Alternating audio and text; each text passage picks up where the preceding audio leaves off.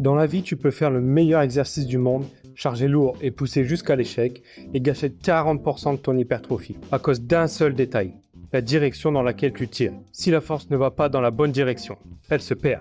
Pire, elle finit dans tes articulations. Aujourd'hui, on s'attaque à la dimension que 90% des pratiquants oublient, l'alignement des fibres. Imagine une voiture embourbée. Si le camion de remorquage tire de travers, une partie de la force part, la voiture glisse vers le fossé. Par contre, si le câble est pile dans l'axe, 100% de la force extrait la voiture. Tes muscles fonctionnent exactement pareil. Anatomiquement, une fibre musculaire, c'est un câble tendu entre deux points d'ancrage osseux.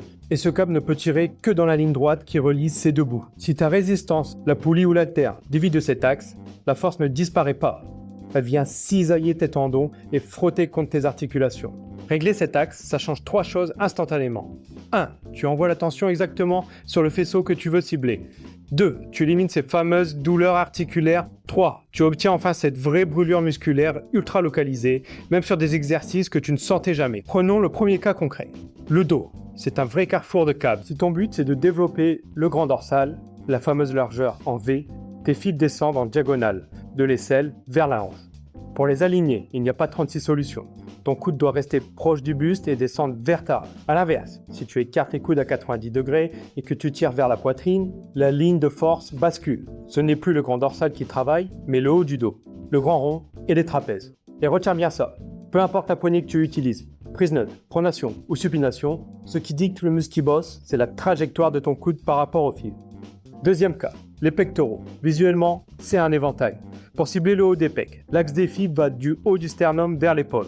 Ta trajectoire doit donc être diagonale qui monte bas vers le haut. Pour le bas du pec, les fibres vont des côtes vers le bras. Il faut donc pousser ou croiser du haut vers le bas. L'erreur classique, vouloir tout faire sur un banc à plat avec exactement la même trajectoire.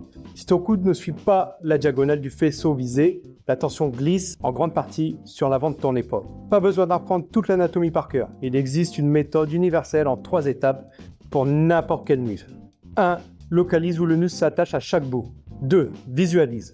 Imagine le câble d'acier tendu entre ces deux points. 3. Aligne. Ajuste la trajectoire de ton bras pour que le câble de la poulie ou la gravité tire pile en face de ce câble musculaire. C'est là que le piège se referme. Si tu règles un alignement parfait mais sans appliquer assez de tension, le muscle ne reçoit aucun signal pour grossir. Mais si tu charges comme un bourrin sur un axe de travers, tu te détruis les articulations au lieu de stimuler tes fibres. Un exercice 10 sur 10, c'est une tension maximale appliquée dans un axe irréprochable.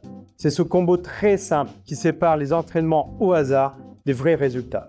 Tu as désormais la méthode exacte pour corriger tous tes mouvements. Voilà, cette vidéo est finie. Abonne-toi pour ne pas rater les prochaines vidéos, lâche un pouce bleu et à la prochaine.